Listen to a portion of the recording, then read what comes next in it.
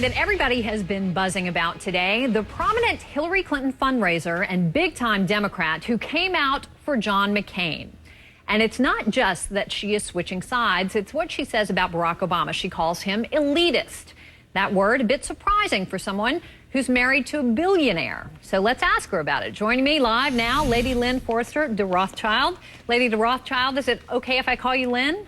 Please call me Lynn, Campbell. I absolutely will. So you've got to understand how ridiculous this seems to a lot of people. You're a Rothschild. You're married to a billionaire. You were a millionaire before you married him. You're a jet setter. You live between New York and London.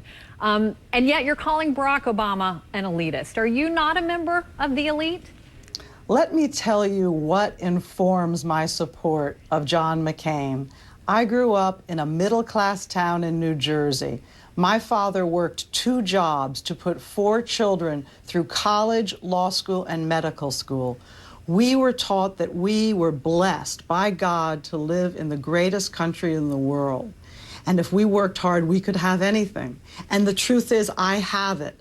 I don't have to be doing what I'm doing supporting John McCain, but I am doing it because I really believe it's John McCain and Sarah Palin who will keep this country the way that I was taught this country. Okay, but they are the great Americans. But I think so. Please, you know, the class war that Barack Obama would like to declare in this country to divide people is so wrong. Okay, well, stop there. Just stop there for a second. Let me ask you a question, but you didn't answer my question. I assume, I get that you came up through a middle-class background, but I was accurate in describing your lifestyle. Was I not? You described my lifestyle, okay, but let me ask you specifically to tell me then, what has Barack Obama said that has caused you to come to this conclusion that he is so elitist and out of touch? Okay, I wrote this piece in the Wall Street Journal last week, if you want to look at it. What I said is that the Democratic Party has a very bad history with the likes of Adlai Stevenson and people who think they are grander than the rest of us. Barack Obama, so what with his makes you think? and, What's he said that makes you think this guy thinks he's grander than the rest of us? Specifically, you know be what? specific. Okay, a lot of it is you know it when you see it. This is a person who went to Berlin to speak to 200,000 people. This is a person who made speeches about how he is the one that the world has been waiting for. He came into this campaign talking about audacity. Where I come from, audacity is not a good thing. It's modesty and simplicity and being in politics to help people, not to advance yourself. That's why I admire John McCain. What I said in my piece... Let me ask you about the issues here, because if you look at the major issues in this election, the war in Iraq and the economy, and what everybody in all the polls says are the most important issues in this race, Hillary Clinton, the candidate you supported and you worked hard for, she could not be any more different than John McCain on these issues, but her positions are nearly identical to Barack Obama.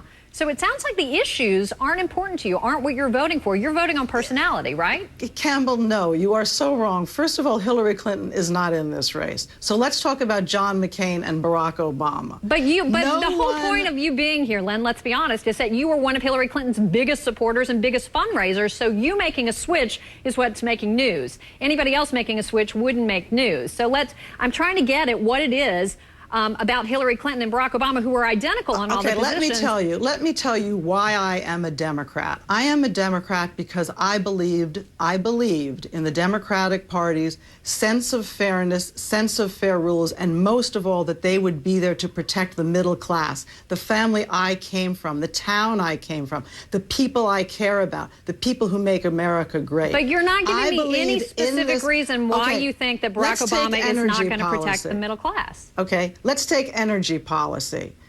George Bush put forward an energy bill that gave billions of dollars to big oil. Who voted for that? Barack Obama voted for it with President Bush. John McCain voted against it because he said he will not put government subsidies into big corporate hands, okay? Let's look at earmarks. Let's look at the way Barack Obama went to the Senate and earmarked over $830 million to special interests, including the bridge to nowhere, including $1 million to the employer of his wife, okay?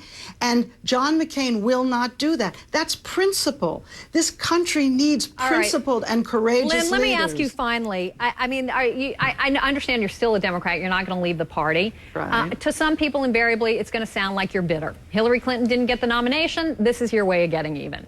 You know what, Campbell? Barack Obama went and he called the people who have guns and cling to their religion bitter. The people out, you know, who are the rednecks or whoever are bitter. If bitter is the easiest way for you to rationalize that I truly, with all my heart, believe that John McCain will be a great president, then call me bitter. But it doesn't really advance the dialogue, Campbell. Sorry. Well, thank you for being here. Lynn Forester De Rothschild, appreciate your time tonight. Thank you. We are going to switch back to our top